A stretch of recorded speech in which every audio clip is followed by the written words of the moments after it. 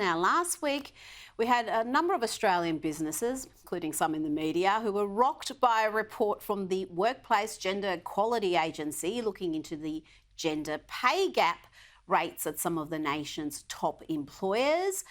But you say we should take these results with a grain of salt. That's what I've been arguing. There's a massive flaws in the data. Sky News, by the way, was the only media outlet where there was no gender wage gap. In fact, women were paid a little bit more than the men, so the only one. But tell me why you say this data is flawed. Look, Rita, there was lots of discussion about the pay gap of the report, but not much attention was on the gender. And I'm, as an economist, I collect data myself, and recently there was a massive revolution, I would say evolution, of how we measure gender.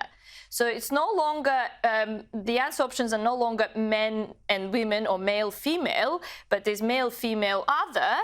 And with the growing acceptance of fluidity of how we identify, I don't even know what's the gender pay gap, the gap between who and who.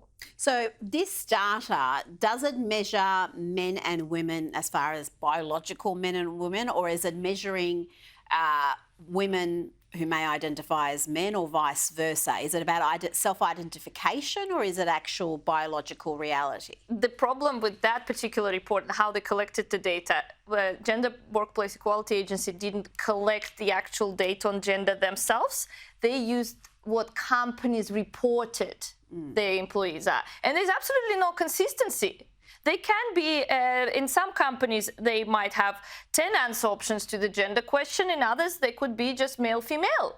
And another dimension to that is usually this sort of data on employees is collected at the point when you are being hired.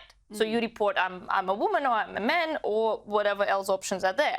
And that answer is now impacted a lot by the length of the employment. So with the example of Qantas, and that's what I'm worried about is happening, is this data, their gender data would have been collected for many employees many, many years ago. Because we know when Qantas people do work long time, they're quite loyal, especially the flight attendants.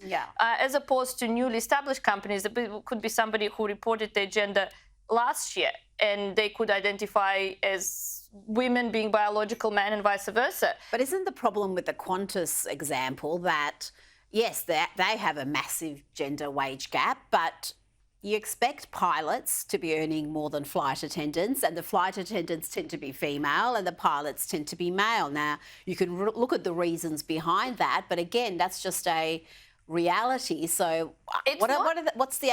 No, you're shaking your head. It is a reality, but also, do you know what? In terms of Qantas, I almost feel like gender pay gap coefficient measured the freedom of choice rather than the actual gender pay gap. I just spoke to my friend who is a Qantas flight attendant, and she's a young girl. She dreamed about this flight attendant job, and I asked her, why don't you become a pilot?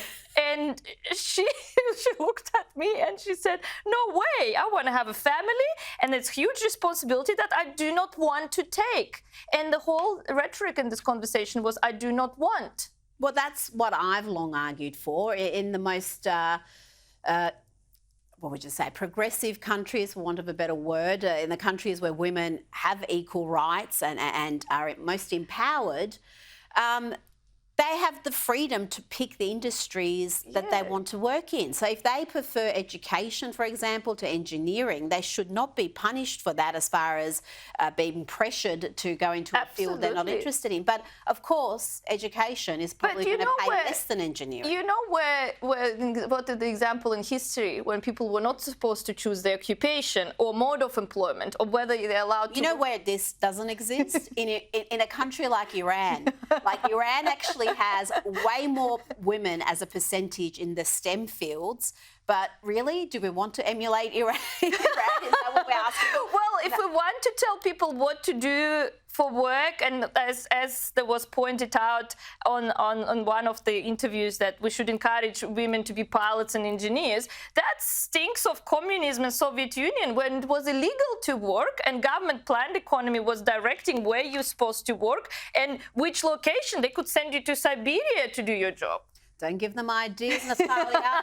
Now, today we learned that health insurance premiums are going up further. Almost 15 million private health insurance customers will experience an increase in their premiums from April 1. That's according to the Health Minister, who got the announcement today. But some of those are going up more than others. NIB, for example, is jumping 4.1%, Medibank 3.3%, Bupa 3.61%. We've already got people dropping out of private health insurance, Natalia, because they cannot afford it. We've had dozen interest rate increases. This isn't going to help matters. Yeah, you're exactly right. The private health insurance is one of the first thing people drop when the cost of living pressure is looming, because it falls under the discretionary expenses. That's something you can live without. We're not talking about long-term consequences and long-term adverse health outcomes. But also, interestingly, when this whole rhetoric about supermarket prices was, and I did check by industry where the largest increase in prices was, it's finance and insurance. Absolutely. And it's not a small amount. It's not like a carton of eggs going up 5%. It is significant. And I don't understand why. Well, I've got some reasons, but we don't have time to delve into there. Dr. Natalia Ilyushina, thank you so much for coming in tonight. Do appreciate it.